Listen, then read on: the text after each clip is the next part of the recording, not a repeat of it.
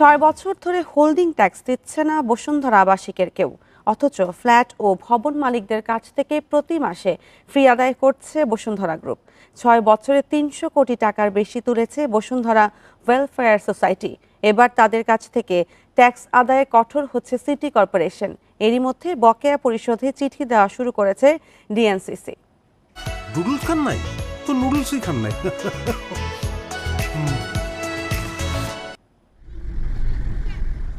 2018 সালে ঢাকা উত্তর সিটি কর্পোরেশনে অন্তর্ভুক্ত হয় বসুন্ধরা আবাসিক এলাকা, কিন্তু 6 বছর ধরে হোল্ডিং ট্যাক্স দিচ্ছে না বসুন্ধরার বাড়ির মালিকেরা।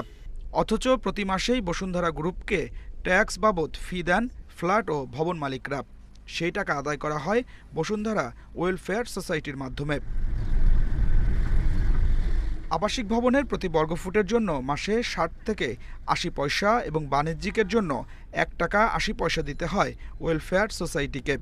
সেই হিসাবে 11,000 ফ্ল্যাট ও ভবন মালিকের কাছ থেকে বছরে আদায় 50 কোটি টাকারও বেশি, অর্থাৎ 6 বছরে তোলা হয়েছে 300 কোটি টাকার বেশি। কিন্তু তাদেরকে আর ছাড় দেবে না সিটি কর্পোরেশন। হোল্ডিং ট্যাক্স আদায় করতে বসুন্ধরায় ফ্ল্যাট ও ভবন মালিকদের চিঠি দিচ্ছে ডিএনসিসি। আমরা বিল্ডিংটা করছি রাজুকের কাছ থেকে প্ল্যান নিয়ে, আমরা বাস করি এই সিটিতে।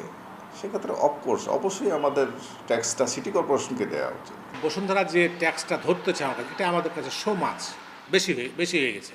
আমরা এটার জন্য এখন বুঝে নিতে যে বসুন্ধরা এগেনস্টে কোনো কথা বলা যায় না, ও যেটা করে সেটাই। তো যদি সরকার যদি এখানে ইনভলভ হয় তাহলে ওর তো কিছুটা কমবে। কর্পোরেশন জানায় বসুন্ধরা আবাসিকে ট্যাক্স ধার্য হবে 2018 সাল থেকে। মালিকদের পরিশোধ করতে হবে বকেয়া টাকাও। বসুন্ধরা কর্তৃপক্ষের একটা কথা ছিল যে এখনো রাজু ওনাদের কাছে এটা হ্যান্ডওভার করে নাই, বাট আমরা দেখেছি যে ব্লক টু ব্লক হিসাব করলে কতগুলো ব্লক কিন্তু কাজ কমপ্লিট হয়ে গেছে।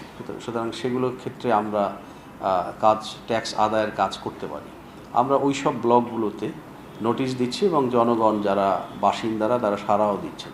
বসুন্ধরা গ্রুপের দাবি, সিটি কর্পোরেশনকে ট্যাক্স না দেওয়ার অনুমতি দিয়েছে রাজুক। আর ওয়েলফেয়ার সোসাইটি বলছে মালিকদের কাছ থেকে যে টাকা নেওয়া হয়েছে তা দিয়ে আবাসিকের উন্নয়নে খরচ করেছে গ্রুপ। এখানে যে কালেকশনগুলো হয় এই কালেকশনগুলো দিয়ে এখানে রাস্তাঘাট, ড্রেন, সৌন্দর্যবর্ধন এই সমস্ত কাজ হচ্ছে।